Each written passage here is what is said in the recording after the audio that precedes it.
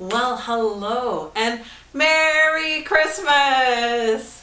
If you get a chance to watch this on Christmas Day, that's great. If not, it'll be here ready for you whenever you're ready.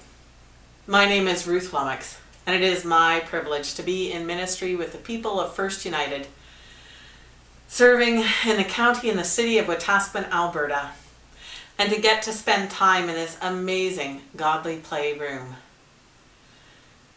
Today's story is about Mary.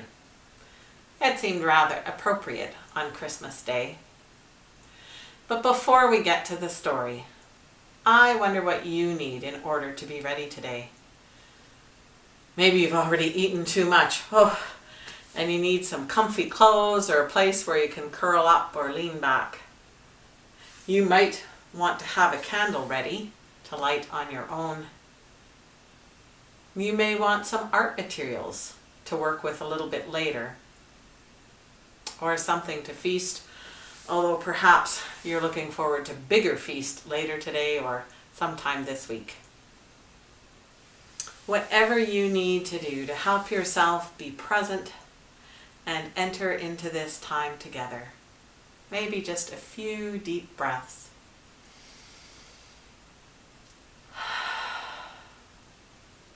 One more.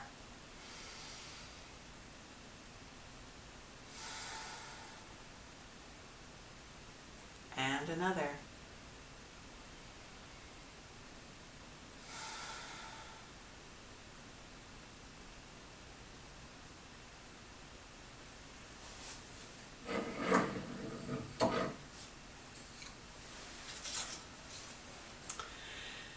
Once there was someone who said such amazing things and did such wonderful things that people began to follow him.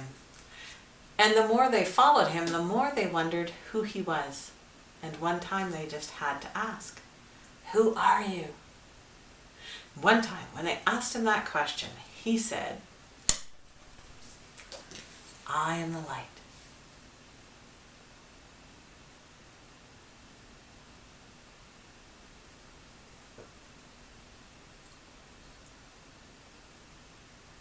I hope you've had lots of time to enjoy the light over this Advent season.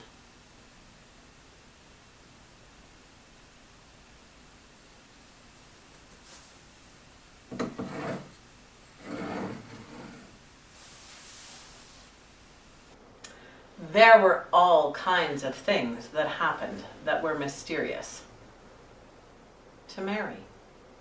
And blue reminds us of that Mother Mary, without whom the baby might not have been born.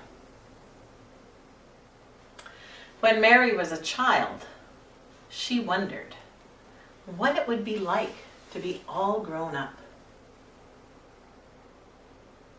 The years passed, and one day something very strange happened that no one could explain. An angel came to Mary and told her that God had chosen her to be the mother of God. But what could that mean? She was already engaged to a wonderful man named Joseph, who was a carpenter in Nazareth. Then the angel went to Joseph and told him that Mary was about to have a baby and that it would be God, and now Joseph was confused. But he and Mary were married anyway. And the baby was born.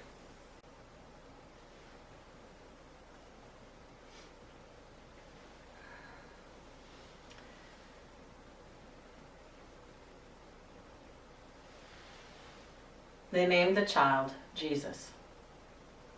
And when that baby was about 8 days old, they took him to the temple to present him to God, as was the custom.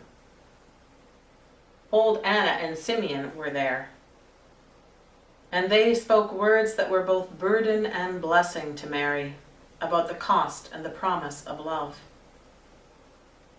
Simeon even said something like, "I can die now, for I have seen the Messiah." Mary did not understand, but she didn't forget either. That boy grew more confusing as he grew to be older.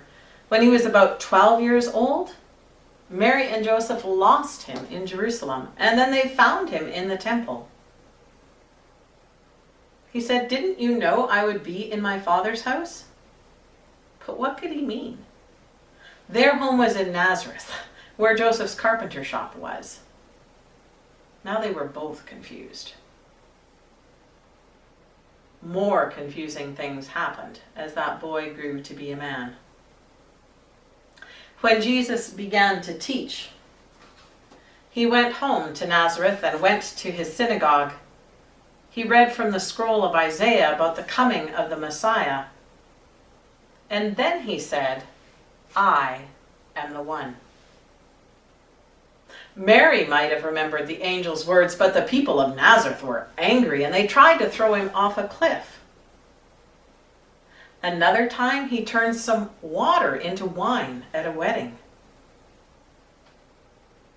And one time when Mary and his brothers came to visit him where he was teaching, he said that all those who followed him were his family, not them. Now his brothers were confused. When Jesus went to Jerusalem for the last time, Mary was there. She was there when they put him on the cross. There is much beautiful and sad music written about this time in Mary's life.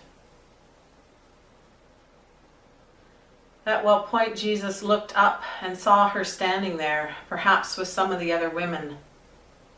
And he said, "Woman, behold your son." And then he looked at one of the disciples whom he loved and said, "Son, behold your mother." And from that day forward, the disciple took Mary into his own home and looked after her until her old age. When they took Jesus' body down from the cross, Mary was still there. And you may have seen paintings or statues that show Mary holding her child in her lap. This one is called the Pietà, which means a kind of pity or devotion. I imagine that's only a small part of what Mary was feeling as she held her child. The next day was very quiet and empty for Mary. But on that first Easter morning, on the Sunday, Mary went with some of the other women as soon as it was light. They wanted just to be close to Jesus wherever he was.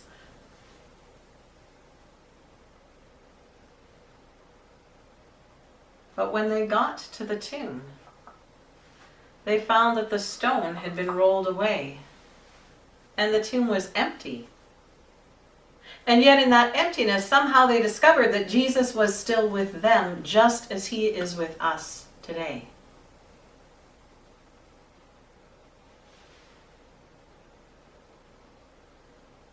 When the disciples came back from Olivet after Jesus had ascended, Mary was there. And she and his brothers waited in the upper room with them until the wind came like a mighty noise and filled the house, and the Spirit came like tongues of fire. Mary was there. No one knows for sure where Mary is buried or when she died, but people feel especially close to her. They name churches after her and make pilgrimages to places where she feels close. So this is one of those stories that doesn't end. And so we'll put some of Mary's flowers here. They're called forget-me-nots. And we remember Mary, who is truly the mother of God. Even when she was a grown-up, she kept on growing. And she will never be forgotten.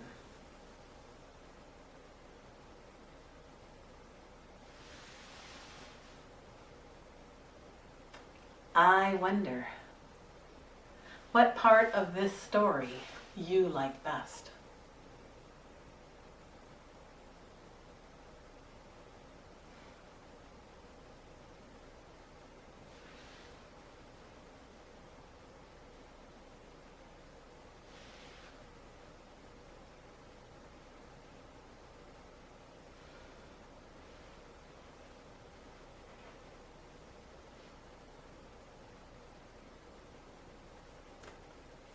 I wonder, what's the most important part of this story?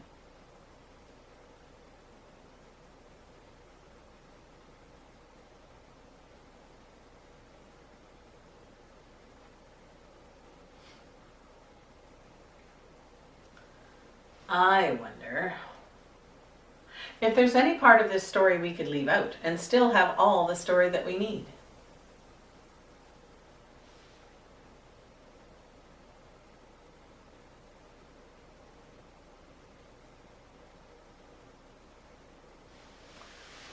I wonder what part of this story is especially for you,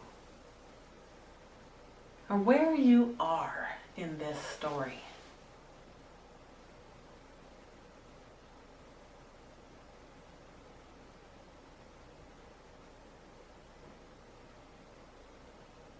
I'm going to put the story away now, and you can think about what work you might like to do in response to it.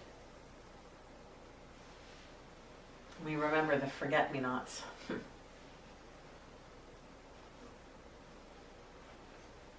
And the wind, when the Holy Spirit came like fire.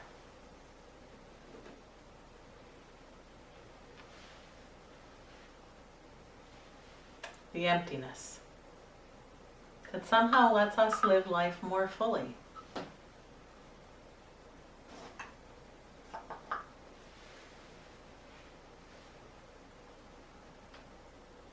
Pietà, which reminds us of the deep sadness Mary must have felt at her child's death.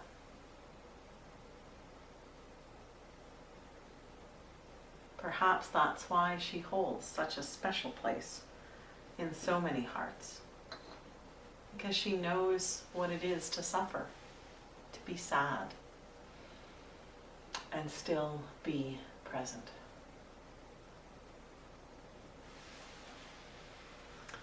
The prophet Isaiah.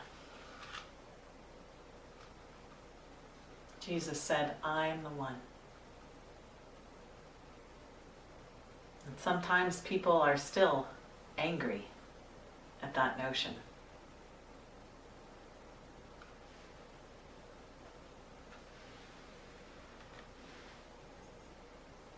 The baby that was born.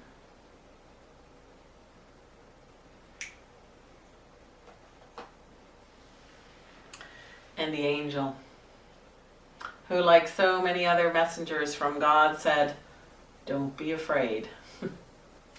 Because it can be very frightening to have a messenger of God come to you. I wonder if you've ever had an angel speak to you. And perhaps you've experienced something that nobody could explain.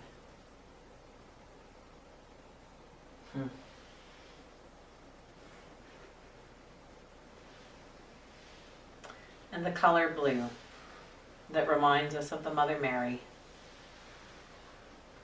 the season of Advent, which means coming.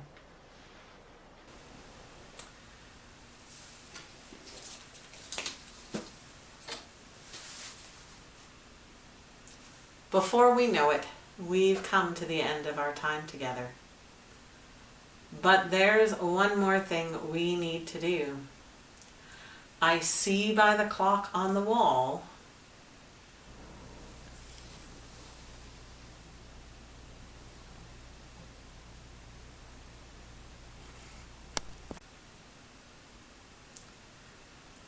that our time has changed.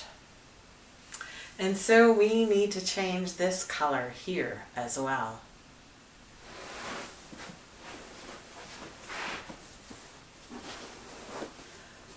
There's the tray for the Holy Family.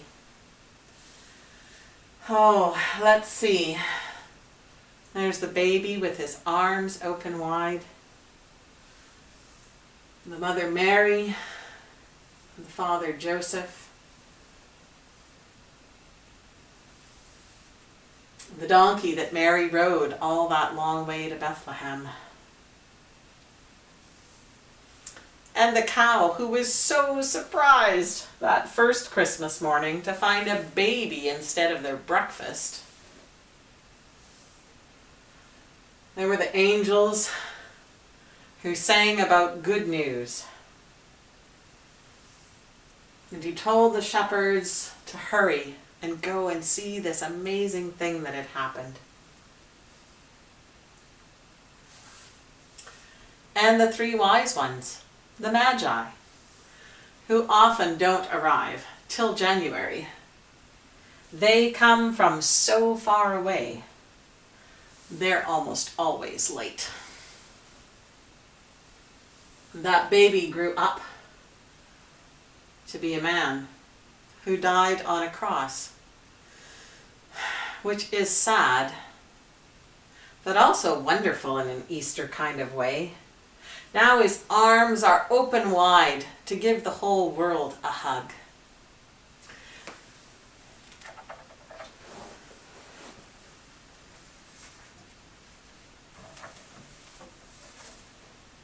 And so it's time for that color blue to finish. And time for the color white. Although sometimes Christmas or Easter will also be gold.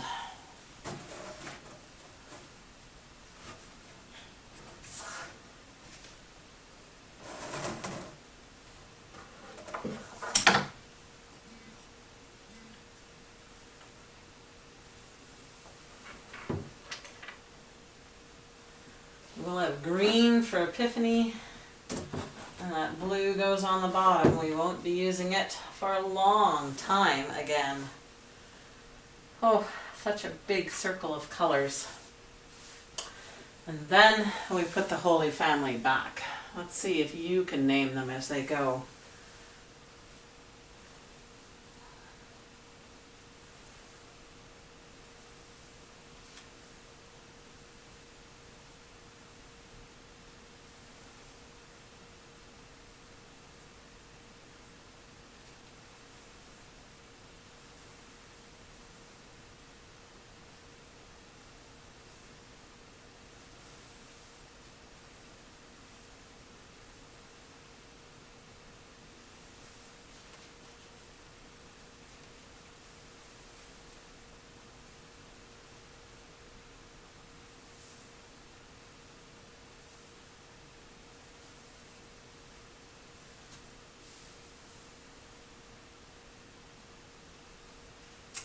You remembered them all. Good for you. Well, it is time now for us to change the light. So watch what happens.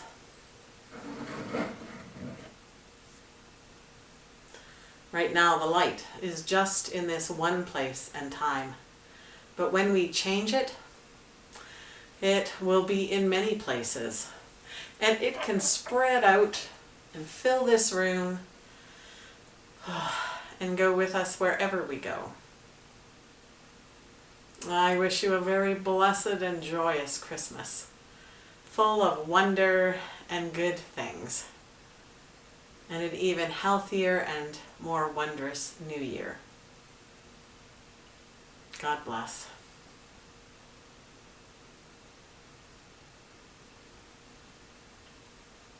Be safe and look after one another.